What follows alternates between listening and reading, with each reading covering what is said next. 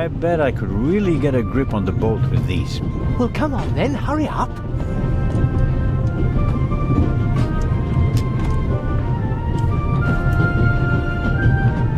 Hello? I barely left the window ajar. Nothing to see.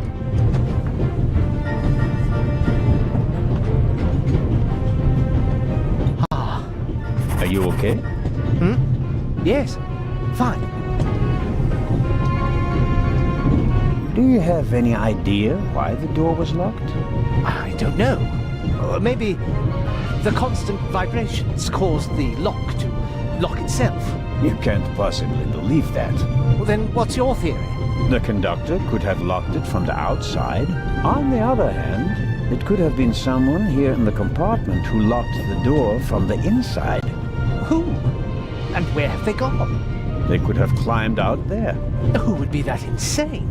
You tell me, Professor. So, what are you hiding in your bag? What do you have that would be worth stealing? No, nothing. No valuables? Certainly not. Not on my salary. It was enough for a first-class compartment on a luxury train. That's my business. You're playing a dangerous game, Professor Lucien. I believe you and the inspector do know each other. What makes you think that? It seems like the two of you are running a haulage company specializing in safes. I won't comment on that.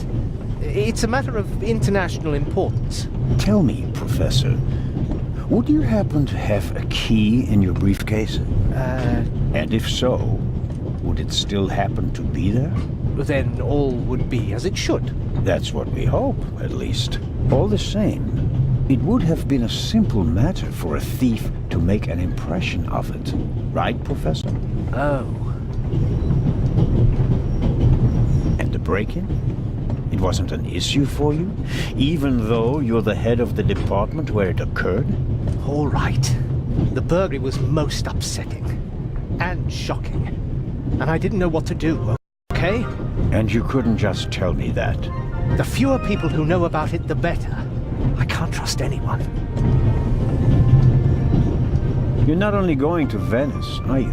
Could it be that your journey will continue? All the way to Egypt, perhaps? I'm on your side, but the more you lie to me, the more difficult you make my job. I'd like to look around a bit. Of course.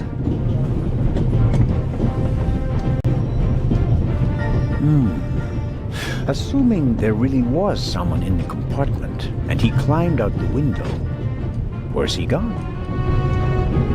Did the burglar leave any clues? Here's something. Might be fingerprints. They're tough to make out, but I do believe there are some prints on the window. If I had a forensics kit, I could make the prints visible with carbon powder.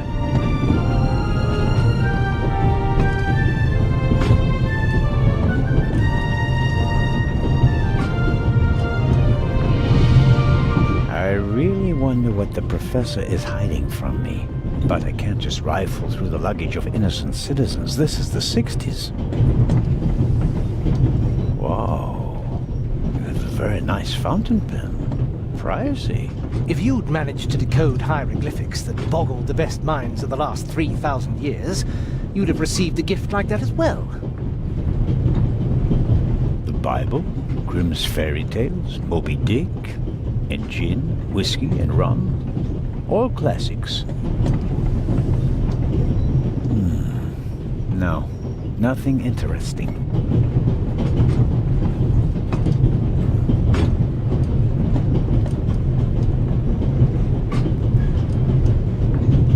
Goodbye, Professor. Goodbye.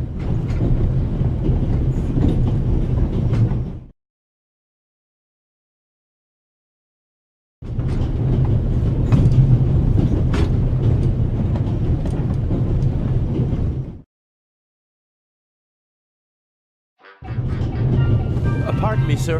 We could have used you a few minutes ago.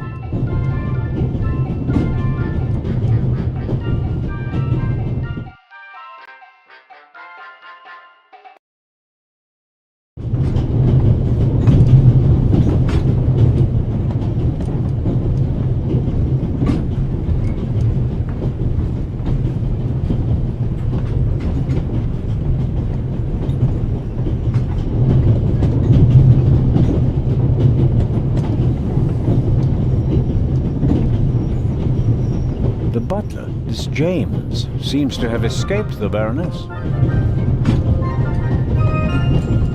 Good day to you, sir. Can I be of any assistance, sir? I wanted to ask you a few questions. Where did you and the Baroness board the train? In Paris, sir. The Baroness was there on behalf of a charity that she supported for many years. So you weren't in London when they broke into the British Museum? We may have been, actually. We left for Dover bright and early the morning after the burglary. But it was in Paris when we first heard of it. The morning paper in London didn't mention the unfortunate event, sir. And just 2 days later, you're on a train bound for Switzerland. The Baroness certainly gets around. Indeed, sir. We are practically always on the go.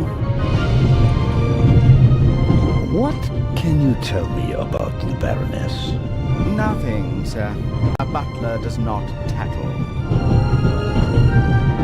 If you'll pardon a rather odd question, are you really named James? That would be a lucky coincidence in your line of work. My name, sir, is Clive Alfred Inch. Your second name is Alfred, yet the Baroness calls you James. Madam considers James to be the only forename suited to a butler, sir. Isn't butler an odd choice of career? Butler.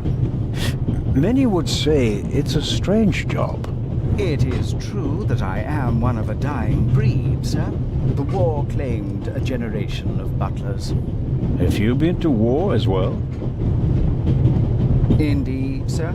I was a groom for a cavalry officer. When you British talk about war, one is never sure which war you mean. It seems the situation hasn't changed much since the 30 Years' War, has it? Shrapnel from a bomb dropped by a Fokker would not have wounded me in the 30 Years' War, sir. No, of course not. Goodbye, James. Or Alfred.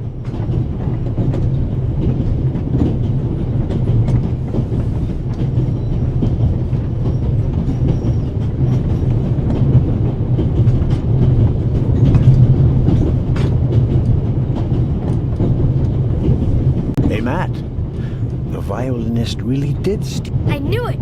I bet he's got more stuff. So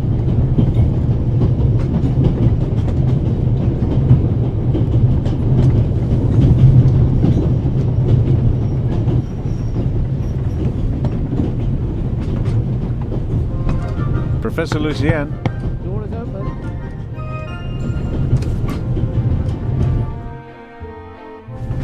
How can I help you, Constable Zelma?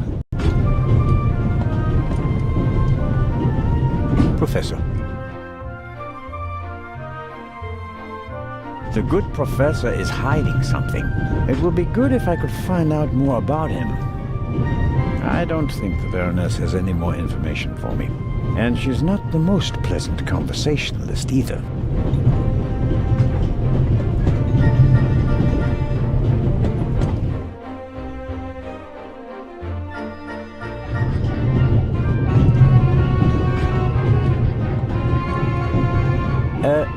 Lady Westmacott.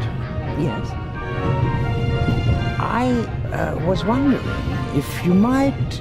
Sign your book, Constable Zelma? If it isn't too much of an inconvenience. Of course it's an inconvenience, but only a small one.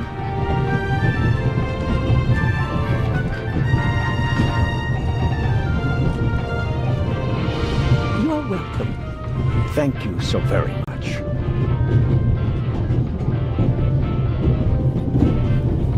I think it's uncomfortable for her when I talk to her in front of Lady Westmacott. She seems to take it as an inappropriate distraction from her work, although she's just knitting. Taking up a craft like that is typical of women who were told as little girls that idleness is a sin. There are thousands of things I would like to ask her, but nothing would justify neglecting my duties here on the train.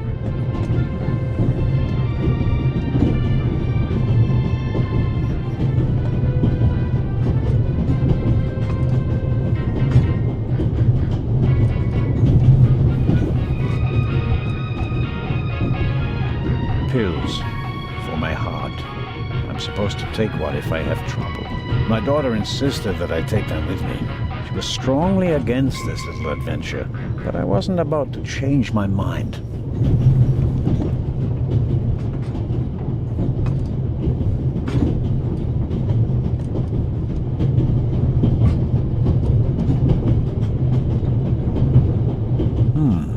When I scratch the pencil's lead with the scissors, I get fine graphite powder. I won't get a Nobel Prize for the idea, but graphite powder will bring out fingerprints at a pinch.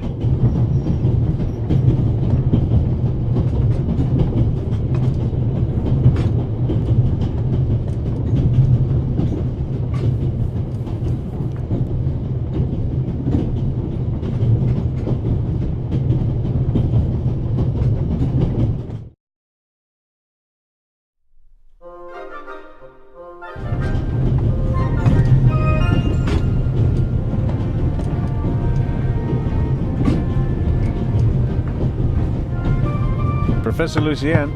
Door is open.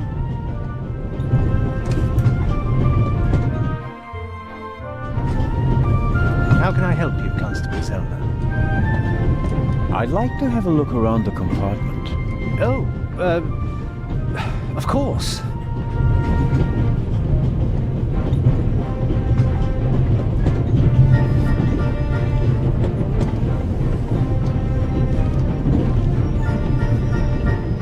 What are you doing?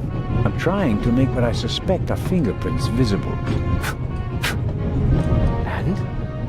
Found anything? Unfortunately, no. There are only a couple of fingerprints on the window.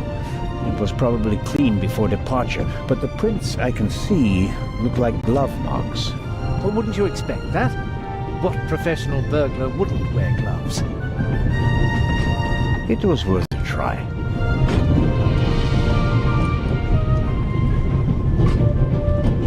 Make out faint traces.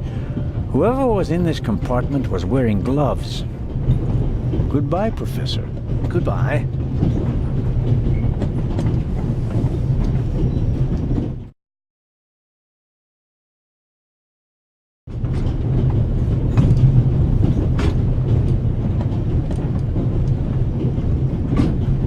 Professor Lucien. Door is open.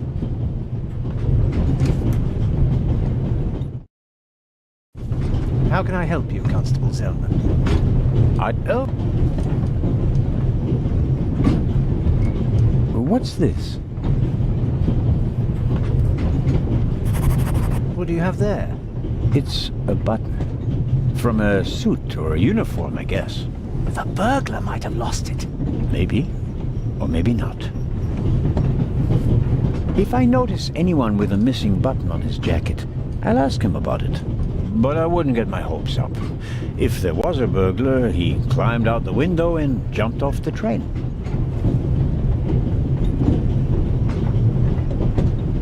Professor Lucy.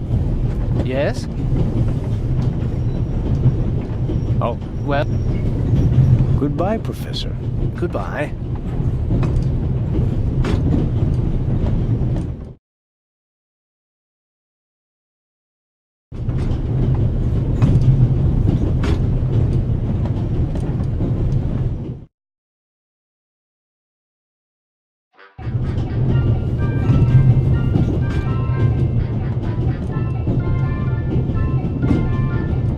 There are but nothing. There but nothing.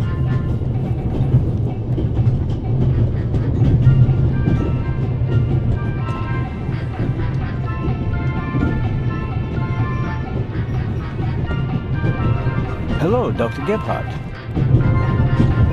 Ah, Mr. Zellner. I've been wondering why you're wearing gloves. Are your hands really so sensitive? Or are you cold?